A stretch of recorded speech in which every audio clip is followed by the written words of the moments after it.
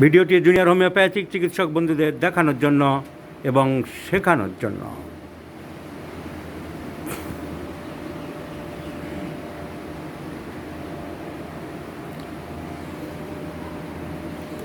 একচল্লিশ বয়স্ক এই ভদ্রলোক আমাদের হুগলি জেলায় থাকেন। উনি একটা জুট মিলে কাজ করেন। ভদ্রলোকের 10 বছর আগে চোখে টিবি হয়েছিল, যাকে বলা হয় অকুলার টিবি। চোখে টিবি হয়েছিল, তার অনেক চিকিৎসা হয়েছিল, কাগজপত্র সব দেখলাম, কিন্তু সে অনেক আগের কথা, 10 বছর আগে। তো তখন ঠিক হয়ে গেছে, এখন চোখে কোনো অসুবিধা হয় না খুব একটা সামান্য ডিস্টার্ব হয়, কিন্তু সেটা 10 বছর আগের ঘটনা। তো পাস্ট হিস্ট্রিতে একটা টিবি ছিল, এখন ইদানিং এর মধ্যে আর বড়ো অসুখ কিছু হয়নি, কিন্তু সেই তারপর থেকেই মোটামুটি তোমার খিদেটা হচ্ছে না। বড় অসুখ কিছু নেই, কিন্তু বড় অসুখ বলাও যাবে। ভদ্রলোকের খিদে হচ্ছে না, স্বতঃস্ফূর্ত ক্ষুধা, একটা মানুষের যে স্বতঃস্ফূর্ত ক্ষুধা, সেই জিনিসটা নেই। ওনার বক্তব্য এটার জন্যে উনি ডাক্তারকে দেখাবেন, দেখিয়েছেন, প্রচুর দেখাচ্ছেন, আমার কাছে এসছেন যে আমার খিদে হবে না, কারণ এটা স্বাভাবিক ব্যাপার। অ্যালোপ্যাথিক ডাক্তার অনেক দেখেছেন, অনেক চিকিৎসা করেছেন, এসব ডাক্তারদের বান্ডিল কাগজ আছে। না পেরে কোনো অ্যালোপ্যাথিক ডাক্তার বলেছে তুমি এই লেখাই আছে দেখবেন সব পরিষ্কার, অ্যানোরেক্সিয়া কোনো কারণ খুঁজে পাচ্ছে না, তার সাথে ডিসপেপসিয়া, পাস্ট হিস্ট্রিতে ocular TB, anti tubercular drug নিয়েছিল 6 মাস, এসবই লেখা আছে, এই লোকে আছে সব প্রেসক্রিপশানে। নসিয়া, অ্যানোরেক্সিয়া, কেউ বলছেন ইরিটেবল বাউল সিনড্রোম, এই সমস্ত অ্যালোপ্যাথিক ডাক্তাররা বান্ডিল দেখেছে, প্রচুর ডাক্তাররা দেখেছে। উনি চিকিৎসার কোনো ত্রুটি করেন, চিকিৎসার কোনো লস অফ অ্যাপিটাইট, এই এমডি ডাক্তার, তারা এই অ্যালোপ্যাথি উনি প্রচুর করেছেন, এবং তারা না পেরে সাইকিয়াট্রিস্টের কাছে পাঠিয়েছে। বলছেন তোমাকে তো কিছু পাওয়া যাচ্ছে না, তোমার তো ভাই মনের অসুখ, তুমি সাইকিয়াট্রিস্ট ডাক্তারকে দেখাও। তা মানুষ কী করবে? সাধারণ মানুষ আমরা যা বলবো তাই তো শুনবে। উনি সাইকিয়াট্রিস্টকে দেখালেন, ব্যাস দেখি আরও সর্বনাশটি হলো। তারপর থেকে নানান রকম সমস্যা দেখা দিল। মানসিক তো রোগ নয়, একটা মানুষ খেতে পাচ্ছে না, সে যদি ডাক্তারকে বলে, আমাদেরকে বলে, আমরা যদি বলি তুমি পাগলের ডাক্তার দেখাও, তা আমার তো মনে হয় ওই ডাক্তারকে আগে পাগলের ডাক্তার দেখানো উচিত ছিল। তো মানে কতখানি নেগলিজেন্সি মানুষের স্বাস্থ্যের ব্যাপারে। খেতে পারছে না, তুমি তার চিকিৎসা দিতে পারছো না, তুমি বলছো কিনা মানসিক ডাক্তারকে দেখাও। ভদ্রলোক চিকিৎসার কোনো ত্রুটি করেন। উনি এরপরে হোমিওপ্যাথিক চিকিৎসকদের শরণাপন্ন হলেন। আমাদের অনেক হোমিওপ্যাথিক হুগলি জেলায় তারা থাকে, তাদের প্রেসক্রিপশান অনেক। আমি অ্যালোপ্যাথিক ডাক্তারদের যেমন বান্ডিল প্রেসক্রিপশান দেখিয়েছি, আমাদের হোমিওপ্যাথিক ডাক্তারদেরও প্রেসক্রিপশান দেখিয়েছি। আমি একটা ওষুধ সিলেকশন করেছি, সেই ওষুধটা কেউ দেয়নি, আমি দেখলাম যে কেউ দিয়েছে কিনা। সেই ওষুধটা যে ছবির মতন, ওই একটা ওষুধই ওনার আসছে, সেটা আমি দেখিয়ে দেবো। আমি ওষুধটা সিলেকশন করেছি natrum সাল্প is the choice of medicine. আমি দেখি উনি হোমিওপ্যাথি যেসব ডাক্তারদের দিয়ে দেখিয়েছেন, এই একজন ডাক্তারবাবু দেখেছেন, উনি দিয়েছেন, কী দিয়েছে তারা তাদের মতো চিন্তাভাবনা করেছেন। সবার চিন্তাভাবনা এক না হতে পারে, সেই হিসেবে আমি কাউকে কোনো সমালোচনা করব না, প্রত্যেকের চিন্তাভাবনা আলাদা। আমি দেখছি কে কী দিয়েছে, একটু সবাইকে শেখানোর জন্যে, অবগতির জন্য দেখাচ্ছি। ইনি দিয়েছেন ফেরামফস, মংসুট মানে aconite 30, doctor Krishnendu Ghosh BHMS, AGNO3, Argentum নাইটিকাম, আরও কী সব দিয়েছে এগুলো, NAT, SOT, TNS, এরকম। কৃষ্ণেন্দুর আরও প্রেসক্রিপশন আছে, brimstone sulphur, doctor PR Datta, poison nut 200, প্রোটনটিক, সিলান্ডিন মানে চেরিডোনিয়াম, নেট্রামিউর, জিনসিন, প্রোটনটিক। ডক্টর PR দত্তের আরও প্রেসক্রিপশন আছে, poison nut, chelidonium mother, arsenic alba. Doctor দত্তের আরও প্রেসক্রিপশন আছে, সিলভার নাইট্রেট মানে argentum nitricum 200, hepar sulphur 30, raphanus 6, phosphate of ferrum তার মানে ফেরামফস। ডক্টর প্রবীর কোলে একজন BHMS ডাক্তারকে দেখিয়েছেন, তিনি দিয়েছেন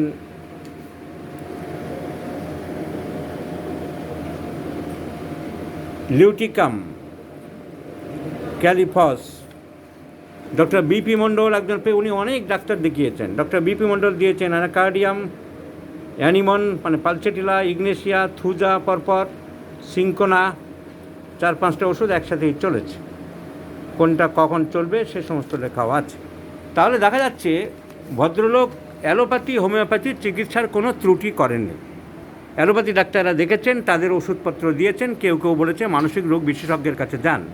আমাদের হোমিওপ্যাথি ডাক্তার বন্ধুদের দেখিয়েছেন, তারা chelidonium arsenic, ferrum phos, chelidonium mother, কোটনটিক, সিপিলাইনাম, ন্যাট্রামিউট যে যা পেরেছেন, তাদের ইচ্ছা মতন নয়, তারা তাদের বিদ্যাবুদ্ধি অনুযায়ী চিন্তাভাবনা করে দিয়েছেন। তাদের কারোর কোনো দোষ নেই, কারণ যে যেমন চিন্তা করবে তার ফসল সেরকমই হবে। এবার আমি দেখাচ্ছি ভদ্রলোকের কী ওষুধ দেওয়া যেতে পারে। আমি যে ওষুধ সিলেকশন করেছি সেটা আমার বক্তব্য শোনা অনুযায়ী সবাই বলবে, ডিসিশান নেবে। তোমার তো হাজব্যান্ড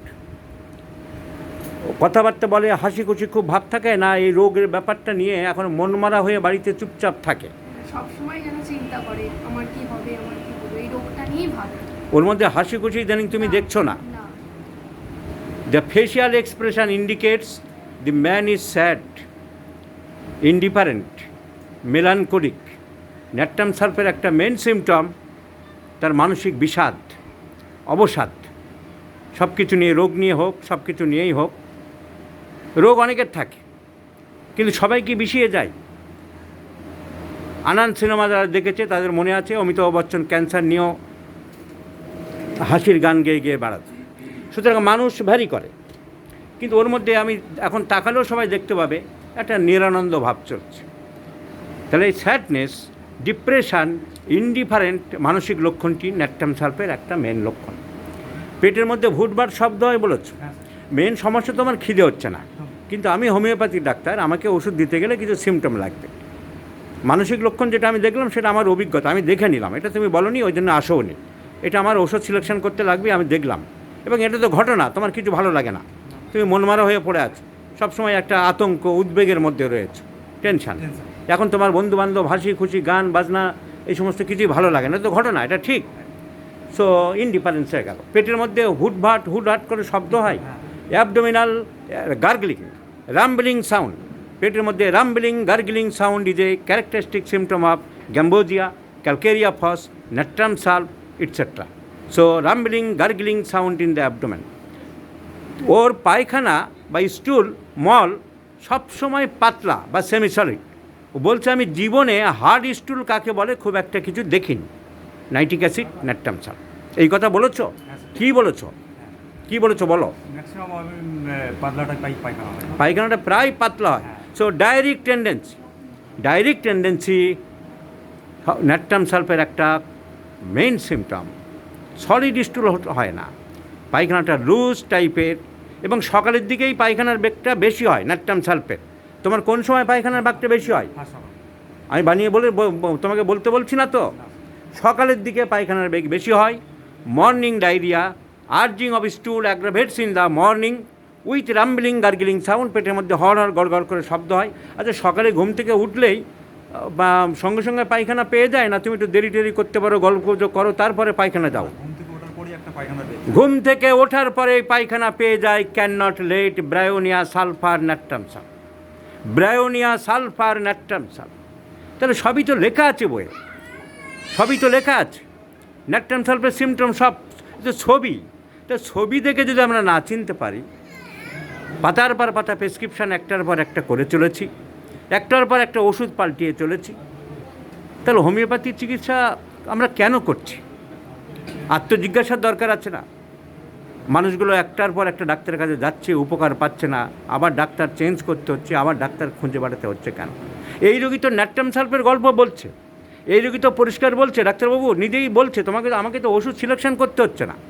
উনি তো এসে বলছেন আমার ন্যাট্রাম সালফের রোগী, ডাক্তারবাবু আমাকে ন্যাট্রাম সালফ দিন, কারণ আমি মনমরা বিষাদগ্রস্ত অবস্থায় পড়ে আছি দীর্ঘদিন।